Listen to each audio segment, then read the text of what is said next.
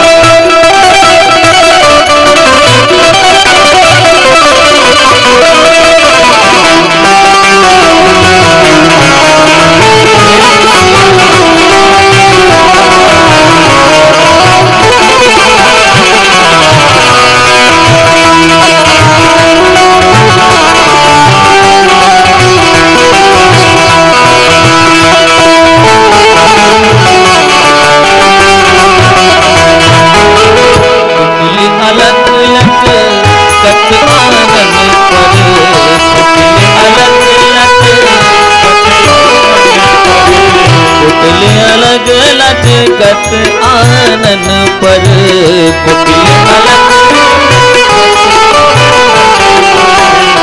मनहुल सत अति छोड़ा है, तुम नजर न लागे।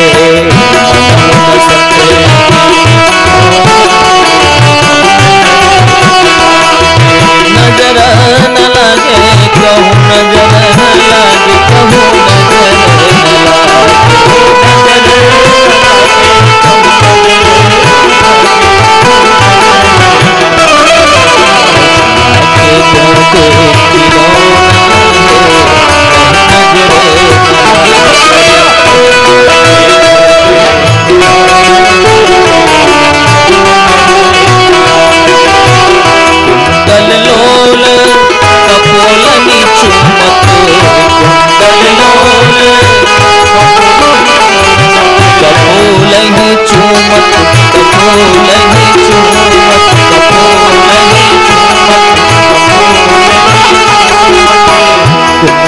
लोल कपोल ही चूमत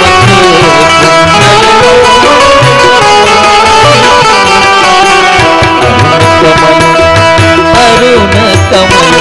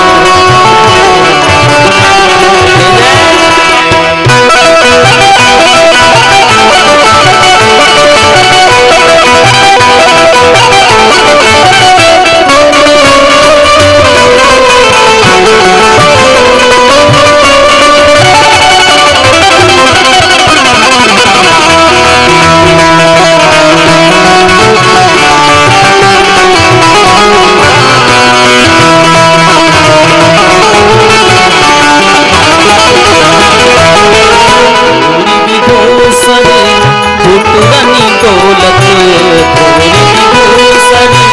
घुटुरनी ढोलक थोड़ी भी रोसनी घुटुरनी ढोलक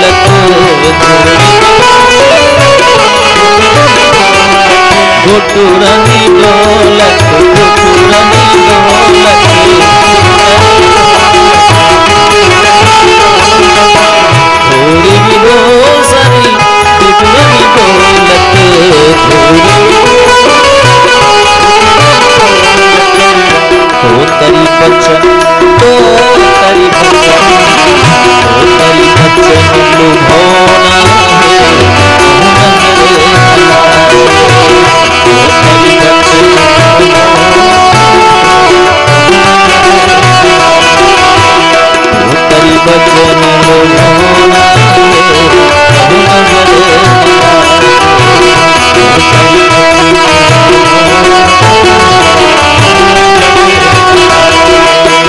गिरिधर सुमेरी जगत सब बिसरो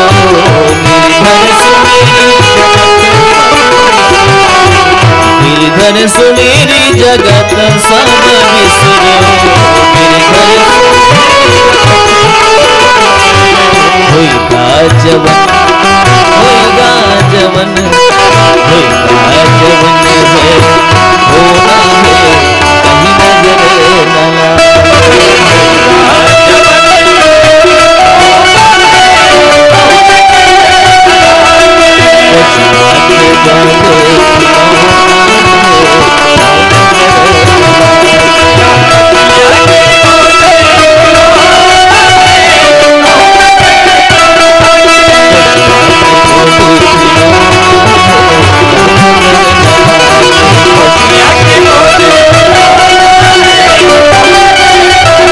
कहीं नजर न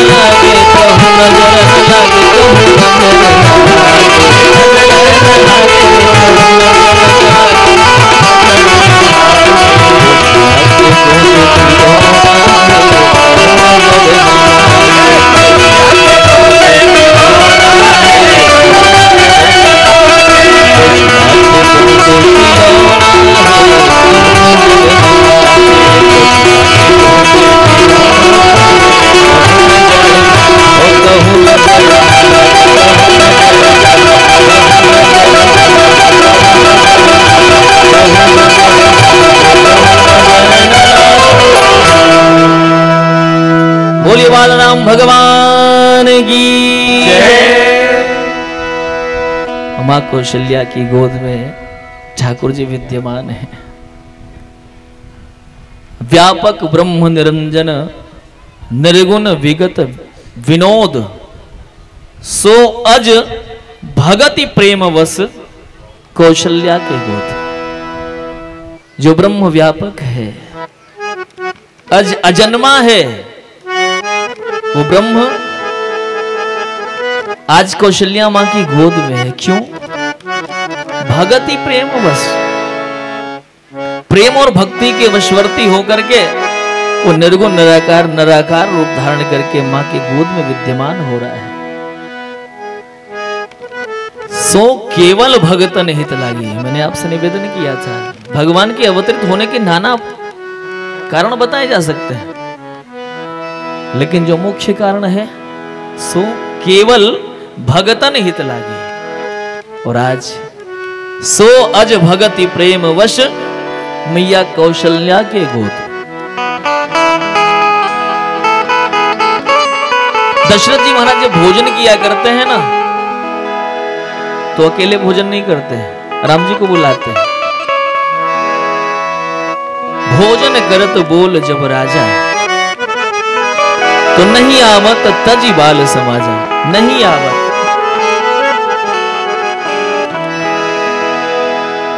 जब भोजन करने बैठते हैं तो फिर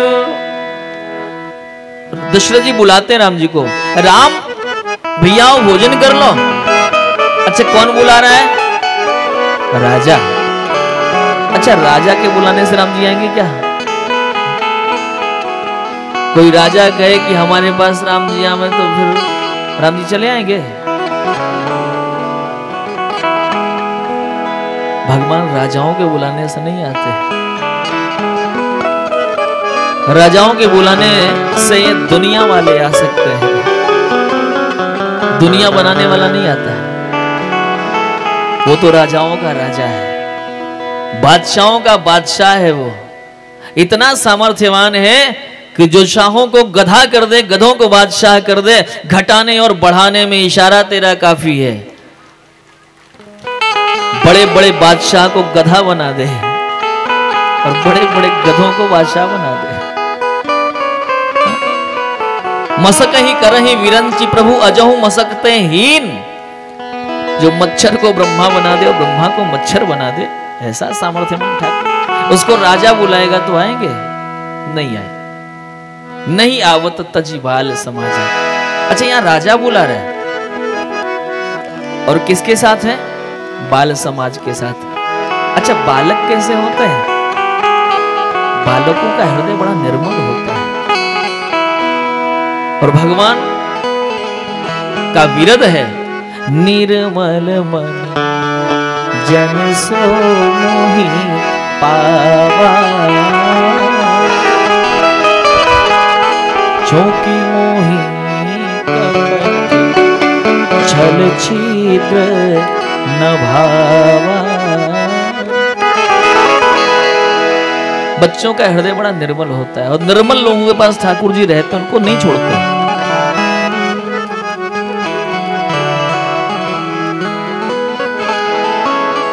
निष्कपट लोगों के पास ठाकुर जी रहते हैं।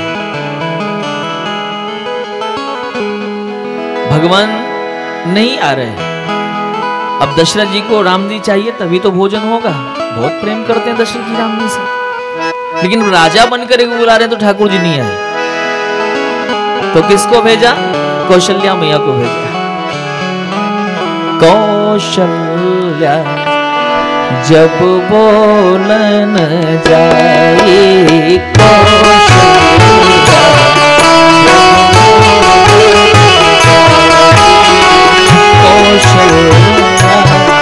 जब बोलन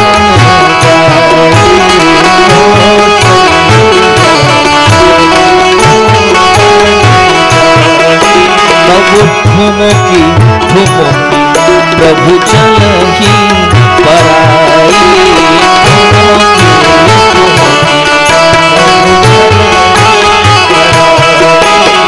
शब्द कितना प्यारा है, ठुमक ठुमक करके चलना। अच्छा एक बार नहीं, 2 बार ठुमकना लिखा हुआ है। ठुमक ठुमकी, 2 बार ठुमक। अच्छा पहली बार ठुमक करके कहाँ गए? जहां लक्ष्मण जी हैं ठुमक करके जाते हैं। कौशल्या मैया ने कहा, आप सुन जी, बिना लक्ष्मण के नहीं भोजन होगा, तो पहले लक्ष्मण को ही लेके जाती हूँ दशरथ जी के यहाँ। सबसे पहले लक्ष्मण जी को लेके गई और फिर जब आई पकड़ने के लिए राम जी को, तो फिर दूसरी बार ठुमके। दूसरी बार ठुमक करके कहाँ गए? जहां शत्रुघ्न जी और भरत जी विद्यमान है। कौशल्या मैया ने जान लिया ये चारों भैया जब तक इकट्ठा नहीं होंगे तब तक भोजन नहीं ग्रहण करेंगे। एक बार ठुमक करके जाते हैं तो लक्ष्मण जी को पिताश्री के यहाँ भेजते हैं, और दूसरी बार ठुमक करके जाते हैं तो भरत और शत्रुघ्न जी को पहुंचा देते हैं दशरथ जी के यहाँ, और फिर अपने आप ही भूसर धोरी भरे तनु आए, भूसर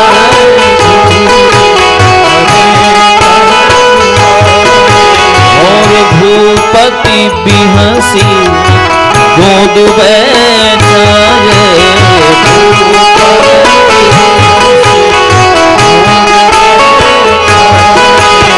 भूपति बिहसी गोद बैठाए,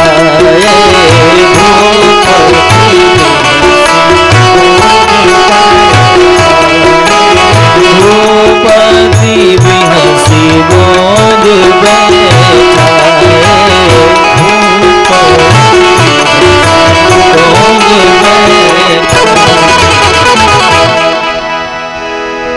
चारों भाई एक साथ भोजन कर रहे हैं। भोजन करत चपल चित इत उत अवसर पाई। अच्छा, जब चारों भैया भोजन कर रहे हैं ना, तो ऊपर काकभूषुंडी जी छत पर बार बार बुला रहे हैं, ठाकुर जी प्रसाद नहीं मिलेगा क्या? काकभूषुंडी जी भी ऊपर बैठे हैं कौवे के रूप में। प्रभु प्रसाद नहीं मिलने वाला है क्या? आज सब पा जाओगे।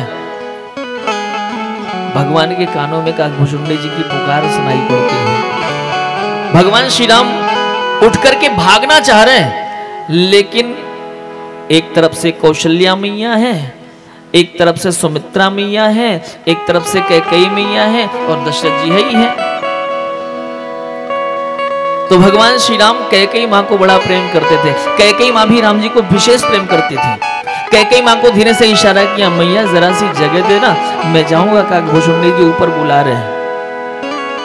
और माँ कैकेयी ने थोड़ा सा जगह दे दिया, और जैसे ही जगह मिली वैसे ही भगवान श्री राम अपने हाथों में दही और भात लपेट करके दौड़ पड़ते हैं।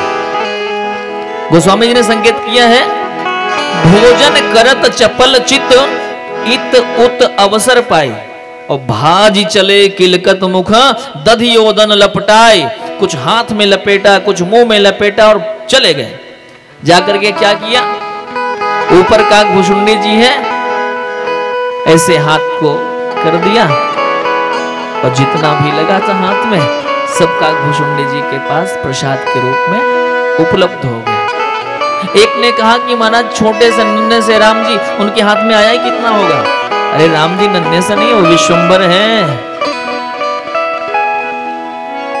साग का एक तिनका खा लिया तो दुर्वासा ऋषि के साथ सारे जितने थे ना, सारे ऋषि मुनि सब डकारे मार रहे हैं। द्रौपदी का अक्षय पात्र जब खाली हो गया तो साग का एक तिनका निकाल करके पा लिया। वो विश्वंभर है। भगवान बड़ी दिव्य बाल लीलाएं कर रहे हैं। बाल चरित हरि बहु विधि कीना, अति आनंद दासन कहूं दे। भगवान श्री राम बड़े होते हैं। भय कुमार जब ही सब भ्राता, तो तीन जने हो गुरु पितु मां। भगवान श्री राम का उपनयन संस्कार होता है। और क्या करते हैं? गुरु गृह गए पढ़न रघुराई, अल्पकाल विद्या सब आई। भगवान श्री राम स्वयं जाते हैं गुरुदेव के यहाँ पढ़ने के लिए। गुरुदेव के यहाँ जाते हैं, अल्पकाल थोड़ी सी अवधि में सारी विद्या ठाकुर जी को पास आई। अच्छा, पाई नहीं लिखा है, बड़े ध्यान से सुनना।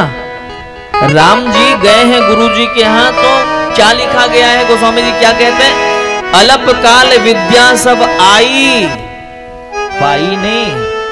क्योंकि पाया तो उसे जाता है जो हमारे पास न हो, हमारे पास न हो पाया जाता है। और मेरे राम जी से विद्या दूर थी क्या? सारी विद्या का आश्रय है भगवान, सारे गुणों के आश्रय है भगवान श्री राम। इसलिए ये सारे सद्गुण, सारी विद्याएं स्वयं भगवान श्री राम के पास दौड़ी भागी चली गई। अल्पकाल विद्या सब आई। और जब वहां से लौट करके आते हैं गुरुदेव के यहां से, तो फिर जब सवेरे उठते हैं ना, तब क्या करते हैं? प्रातः काल उठे के रघुनाथ, प्रातः काल उठे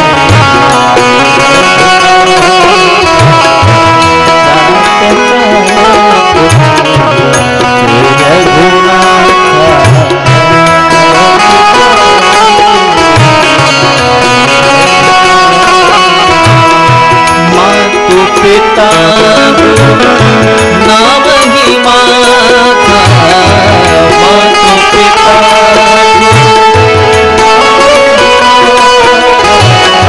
मातु पिता नाम ही माता, मातु पिता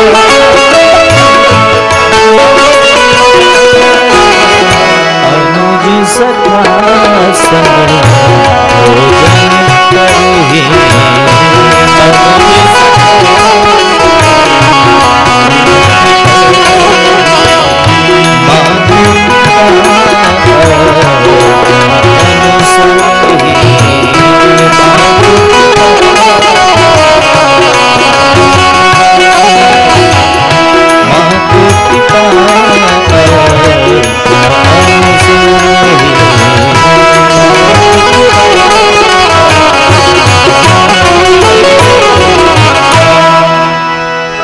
भगवान श्री राम चारों भैया आप जब सवेरे उठा करते हैं ना, तो माता पिता को प्रणाम करते हैं, गुरुदेव को प्रणाम करते हैं, और तब उनके दिन की शुरुआत होती है।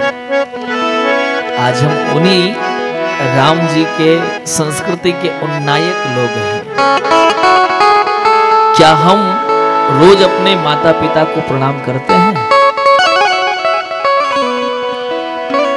कितने लोग यहाँ पर हैं जो रोज सवेरे उठ करके अपने माता पिता को प्रणाम करते हैं? हाथ उठाओ आप लोग।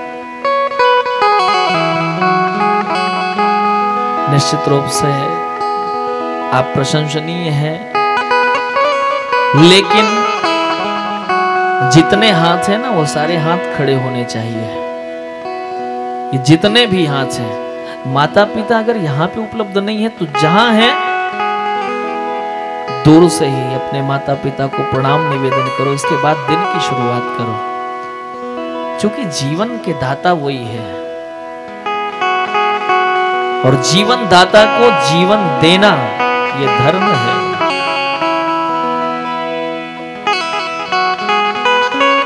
भगवान श्री राम ब्रह्म है, परमात्मा है, भगवान है, लेकिन उसके बाद भी संसार में आते हैं तो अपने माता पिता को प्रणाम करते हैं, गुरु को प्रणाम करते हैं।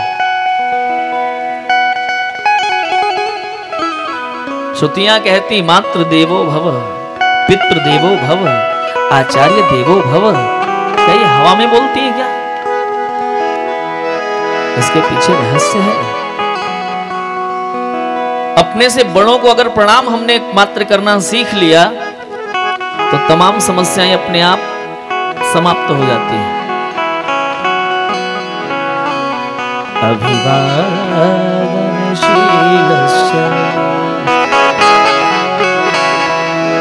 नित्यं वृद्धोपसेविनः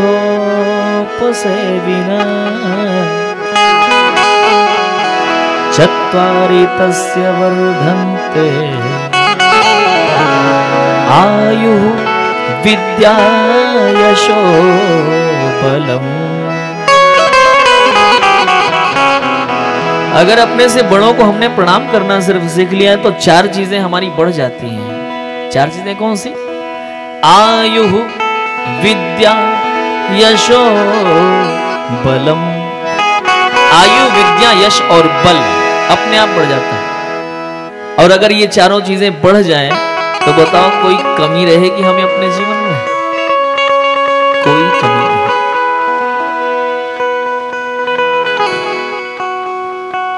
तेरे जीवन में खुशियां तमाम लाएगी। ले जा मां की दुआएं ये काम आएंगी। जिस बच्चे पर, जिस बालक पर मां की दुआ होती है, पिता का आशीर्वाद होता है, उस बालक को कभी कहीं किसी विपत्ति में नहीं फंसना होता है। हमारे यहां तो शास्त्र कहते हैं पिता धर्म पिता स्वर्ग पिता ही परमं तपः। पिता ही सर्वस्व है, माता पिता ही सर्वस्व, प्रत्यक्ष देवता है ये।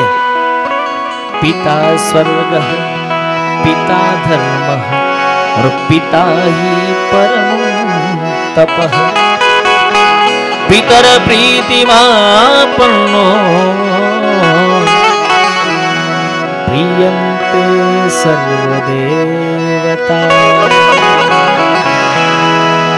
अगर पिता को हमने प्रसन्न कर लिया, अपने माता पिता को प्रसन्न कर लिया, अपने पितर गणों को प्रसन्न कर लिया, तो फिर सब देवता प्रसन्न है, सबकी कृपा हमें मिल जाएगी। लेकिन आजकल बड़ी विडंबना है जी। लोग वैष्णो मां दरबार में जाते हैं दर्शन करने के लिए। एक बार एक मां के धाम में जाने के लिए एक युवा बैठा, सामने की सीट पर एक संत बैठे थे। संत ने पूछा कि भैया कहाँ जा रहे हो? वो अपने माथे पर पट्टी लगाए हुए, जय माता दी जय माता दी बोलते। कई लड़के थे सब। संत ने पूछा भैया कहाँ जा रहे हो? महाराज हम तो जाने वैष्णो माता रानी के दरबार में। अच्छा रे वाह, बहुत अच्छा संकल्प है। अच्छा भैया एक बात बताओ, तुम्हारी माताजी हैं? कहाँ हमारी माताजी हैं, लेकिन हम उसे 6 महीना हो गया कोई बात नहीं की है।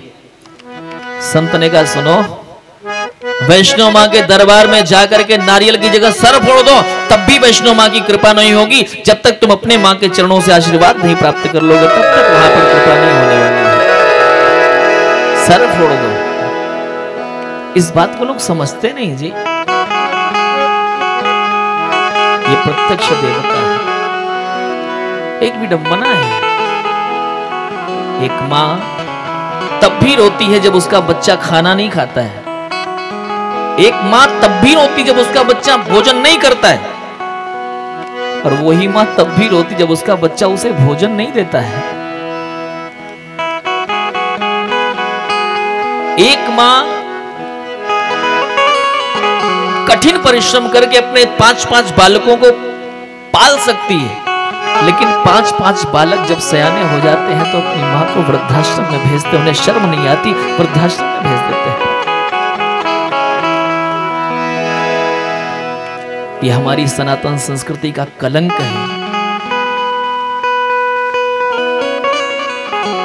भारतवर्ष का गौरव तो तब होगा जब वृद्धाश्रम में एक भी माता पिता नजर ना आवे। सारे माता पिता, सारे बुजुर्गों की सेवा घर में बच्चे और बहू मिल करके करें। जिस दिन ऐसी स्थिति होगी उसी दिन भारत विश्व गुरु की पदवी को पुनः प्राप्त कर लेगा, नहीं तो फिर विकासशील देश बने रहोगे।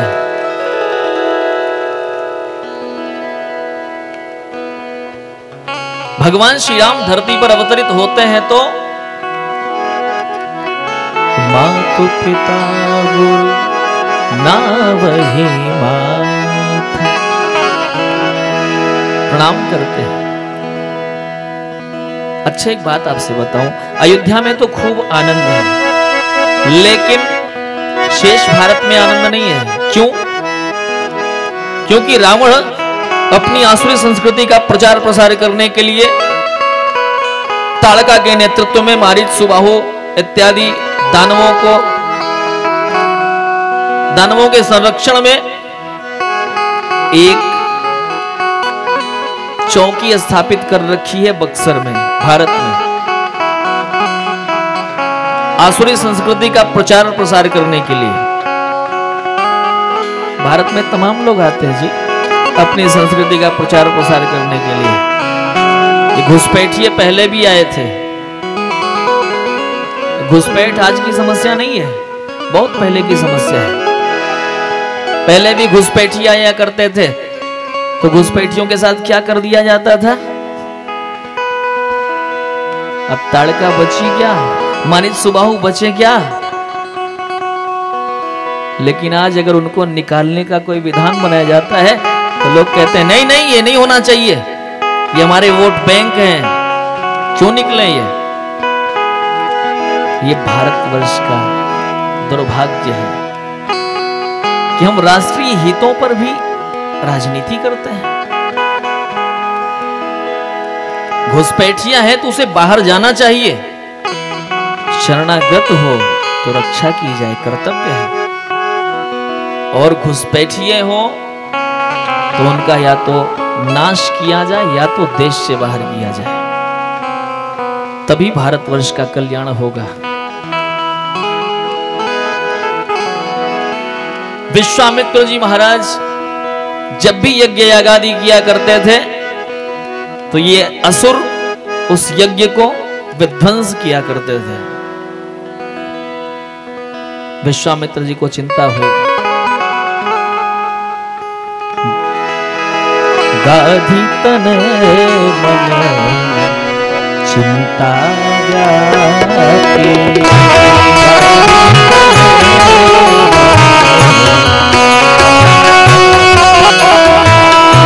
हरि बिनु मरहि मन से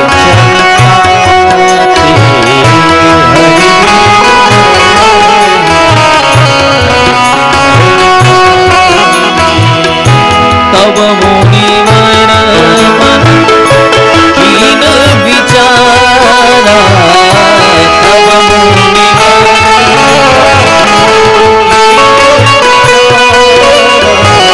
प्रभु अवतार हरन महि भारा, प्रभु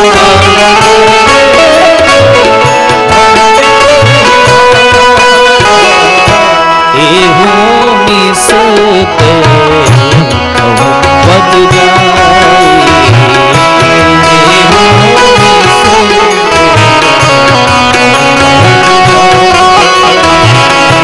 करि बिन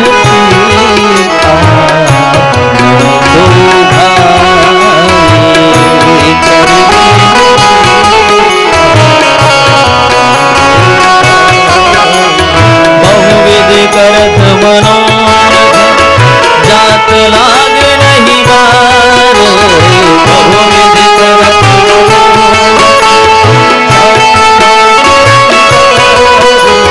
करि मंजन सरजो जल गए भूप दरबार,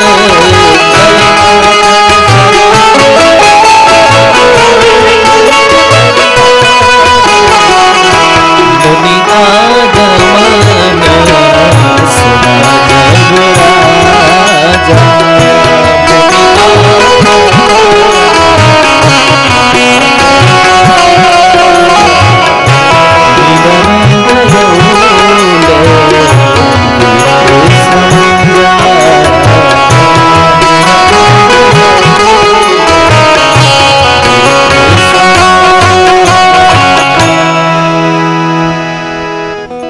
विश्वामित्र जी को चिंता हुई, गाधी तनय मन चिंता व्यापी, हरि बिनु मरहि न निश्चर पापी। विश्वामित्र जी ने सोचा कि बिना भगवान के ये निशाचरों का वध नहीं हो सकता। श्री अवध में भगवान श्री राम का अवतार हुआ है, इसी बहाने चल करके भगवान श्री राम का दर्शन भी कर लूंगा और दशरथ जी से, महाराज दशरथ जी से राम जी और लक्ष्मण जी को मांग करके लेके आऊंगा, राक्षसों का विनाश हो जाएगा, सनातन संस्कृति की रक्षा हो जाएगी। अच्छा एक बात बताऊं आपसे, आज तक विश्वामित्र जी कभी अयोध्या नहीं गए थे। और क्यों नहीं गए थे पता है? क्योंकि अयोध्या के कुलगुरु हैं महाराज वशिष्ठ, और वशिष्ठ जी से विश्वामित्र जी से बड़ी कट्टर दुश्मनी थी, भयंकर दुश्मनी।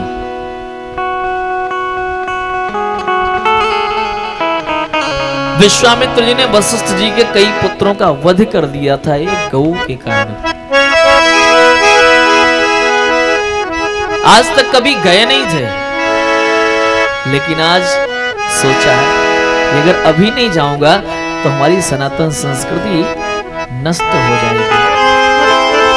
ये राक्षस उस पर कुठाराघात कर रहे हैं, नुकसान पहुंचा रहे हैं। हमारा अंतर विरोध हम बाद में देख लेंगे, लेकिन अगर हमारी संस्कृति चली गई तो फिर हम कैसे रह पाएंगे? संस्कृति की रक्षा करनी चाहिए, संस्कारों की रक्षा करनी चाहिए। अगर किसी देश को समाप्त करना है तो वहां के संस्कारों को उन्मूलन कर दो, वहां की संस्कृति को समाप्त कर दो, देश अपने आप समाप्त हो जाएगा। लेकिन हम लोगों के संस्कार इतने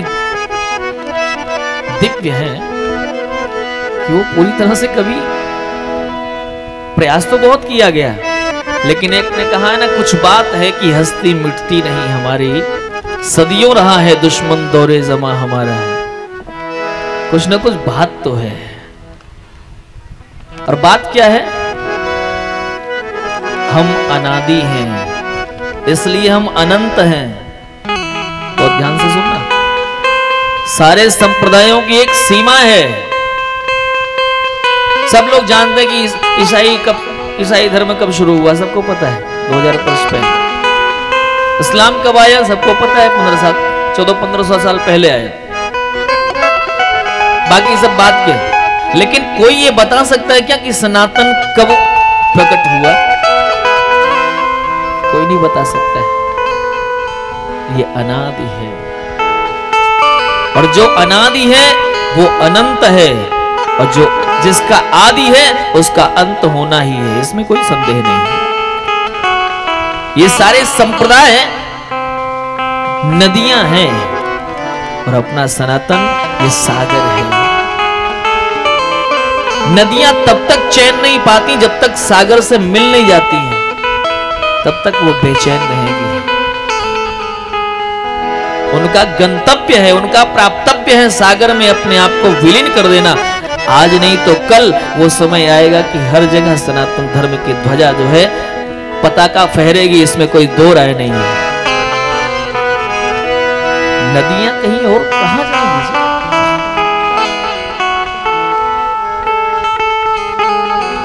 आज विश्वामित्र जी सोच रहे हैं कि अगर हमारी संस्कृति चली जाएगी तो फिर बचेगा क्या?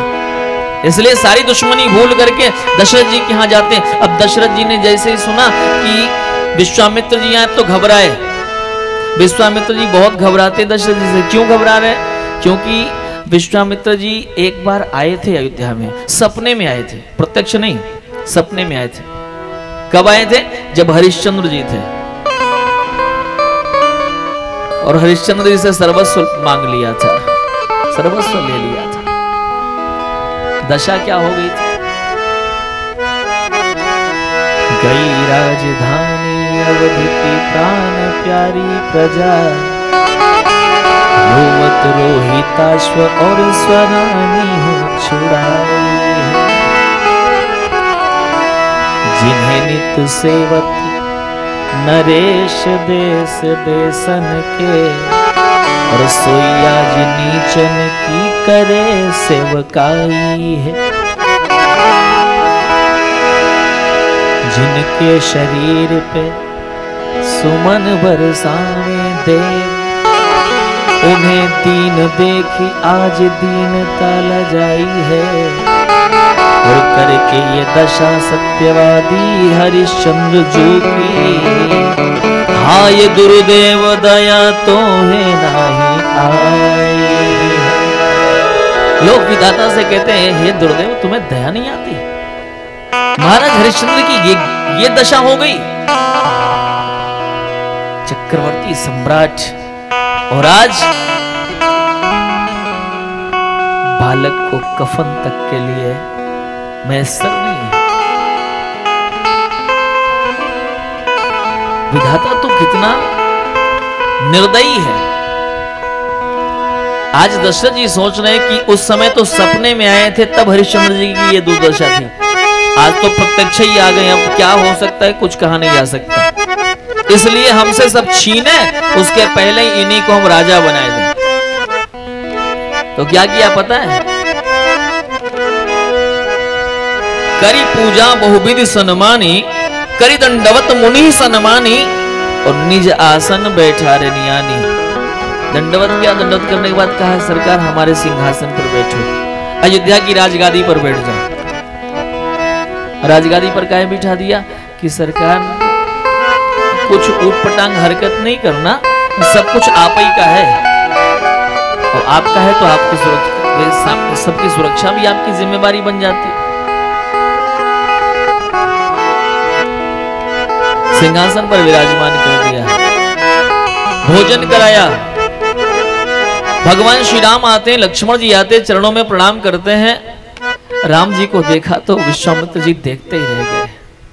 निर्निमेष नेत्रों से निरंतर भगवान श्री राम की रूप सुधा का पान कर रहे हैं विश्वामित्र जी। सारी विरक्ति जय जय सीताराम, देह की सुधि नहीं रही। दशरथ जी ने पूछा है कही कारण आगमन तुम्हारा, कहूं सो करत न लावहु बारा। हे गुरुदेव आप बताओ ना आपका आगमन कैसे हुआ? आपके कहने में विलंब हो सकता है, मेरे करने में विलंब नहीं होगा। आप बताओ तो सही, आपको क्या चाहिए, क्या दूं आपको? विश्वामित्र जी ने कहा कि दशरथ मुझे कुछ नहीं चाहिए, बस एक चीज चाहिए। मैं आंचल पसार करके तुमसे मांग रहा हूं, अनुज समेत देहु रघुनाथा, निश्चर वध में हो सना था। मुझे राम जी को दे दो लक्ष्मण जी के साथ, क्योंकि असुर समूह सता वही मोही, मैं जाचन आयो नृप तो है। मुझे राम जी को दे दो लक्ष्मण जी के साथ। अब इतना सुनना था कि दशरथ जी का जो बिहसता हुआ मुख कमल था ना, एकाएक म्लान हो गया, सारा शरीर कांपने लगा, आंखों से झरझर आंसू बह रहे हैं, चरणों में गिर पड़ते हैं और रोते हुए कहते हैं गुरुदेव आपने मांग चाहिए। अरे आपने और कुछ मांगा होता, आपने तो, आपको ये मांगना नहीं चाहिए था। चौथे पन पायो सुतचारी, विप्र वचन नहीं कहो विचारी। मांगो भूमि धेनु धन कोशा, सर्वस देव आज सहरोसा। देह प्राण ते प्रिय कछु नाही, सो मुनि देव निमिष एक माही। गुरुदेव आप हमसे धन मांग लेते, भूमि मांग लेते, धेनु मांग लेते, सर्वस्व संपदा मांग लेते, और तो और सरकार अगर आपको हो तो आपके चरणों में भी क्षण मात्र लगेगा, अपना प्राण न्यौछावर करके आपको दे दो। लेकिन राम देत नहीं बनत गोसाई, मैं राम जी को नहीं दे सकता। कह रहे हैं कि प्रभु रघुवर को मैं न दूंगा, मुनिनाथ सरकार कुछ भी मांग लो, मेरे राम को मुझसे मत मांगो, मैं राम जी के बिना नहीं जी सकता। कहा है कि सब सुत प्रिय मोहि प्राण की नाही, लेकिन राम देत नहीं बनत गोसाई। सारे पुत्र मुझे प्राणों के समान प्यारे हैं, लेकिन मैं राम जी को नहीं दे सकता। अच्छा एक बात आपसे बताऊं, विद्वान श्रोता बैठे हुए हैं, चारों पुत्र मुझे प्राणों के समान प्रिय हैं। न देने की बात किसके साथ है? सिर्फ राम जी के साथ, मतलब अन्य तीनों को दे सकता हूं। राम जी को क्यों नहीं दे सकते जी? राम जी को इसलिए नहीं दे सकते दशरथ जी, क्योंकि राम जी को किसी को दे दिया है, राम जी को किसी को दान कर दिया है। किसको?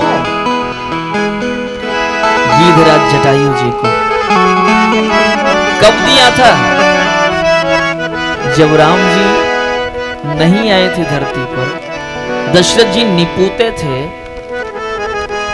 एक बार दशरथ जी आकाश मार्ग से गिर रहे थे,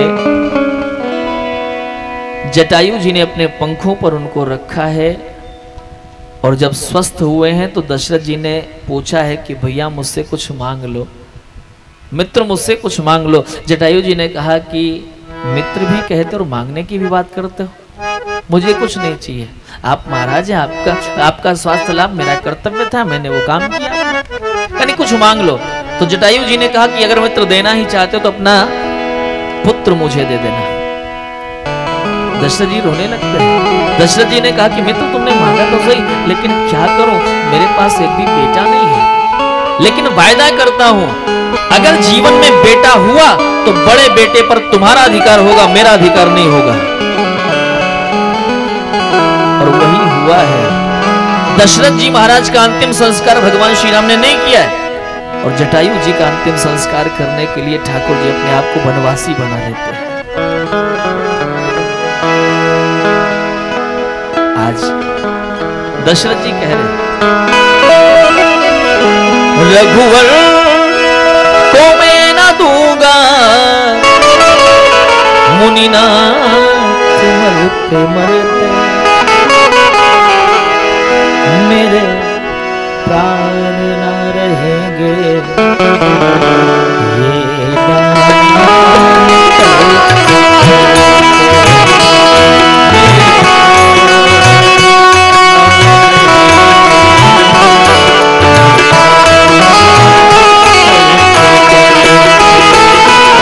रघुवर को मैं ना दूंगा, मुनिनाथ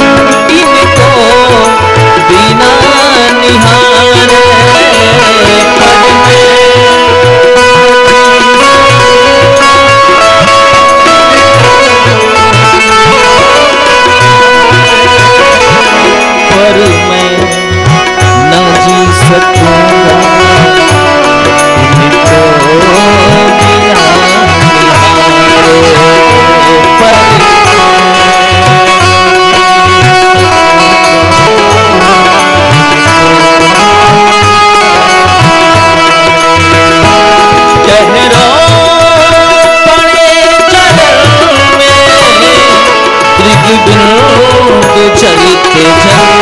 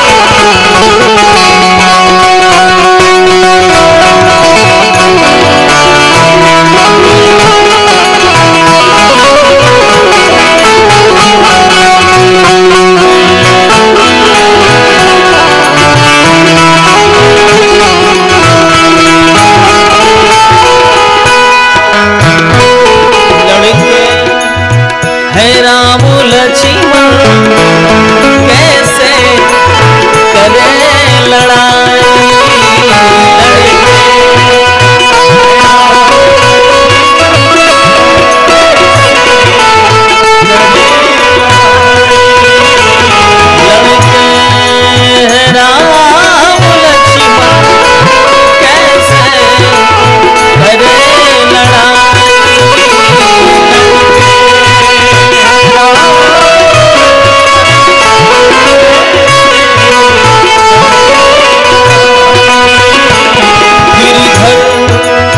प्रभु को देते बनता नहीं